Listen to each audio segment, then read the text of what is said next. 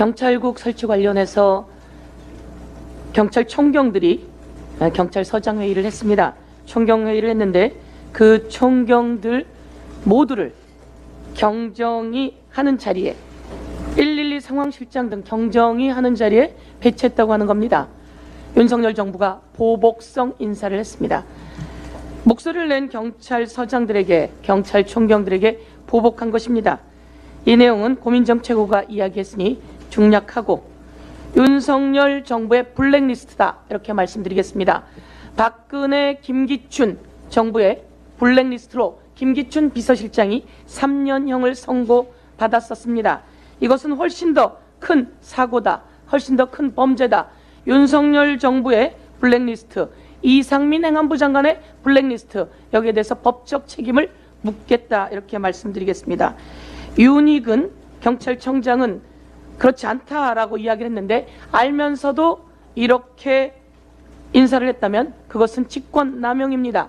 윤석열, 이상민 행안부 장관이 이 인사에 개입하지 않을 리가 없습니다. 그렇다면 이것은 권력남용입니다. 다시 한번 윤석열, 이상민, 윤핵은의 블랙리스트 법적 책임을 묻겠다 이렇게 말씀드리겠습니다. 난방비 폭탄이 계속되고 있는데 대정부 질문 과정 속에서 한덕수 국무총리는 또한 어려운 국민을 지원하는 것이 포퓰리즘이다 이렇게 이야기하면서 전 정부 탓을 했습니다. 국민 여러분 꼭 기억해 두십시오.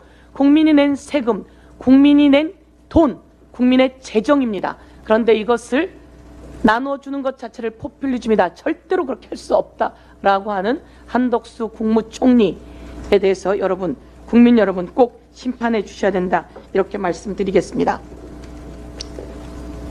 전 정부 탓을 해서 제가 이 천연가스 요금 그래프를 가져와 봤습니다.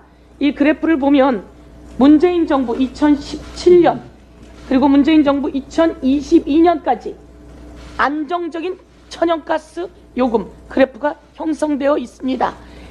21년 직전에 21년 말에 이 문제가 있어서 그때 가스 요금을 조정하게 된다 이렇게 말씀드리겠습니다. 안정적인데, 코로나 어려움이 있는데, 천연가스 요금 자체가 안정적인데 이것을 올리지 않았다고 전 정부 탓을 하는 윤석열 정부, 정말 무능한 정부입니다. 경제 정책을 실패하고 그리고 여기에 대한 대책도 실패했습니다. 윤석열 정부는 실패 정권이다.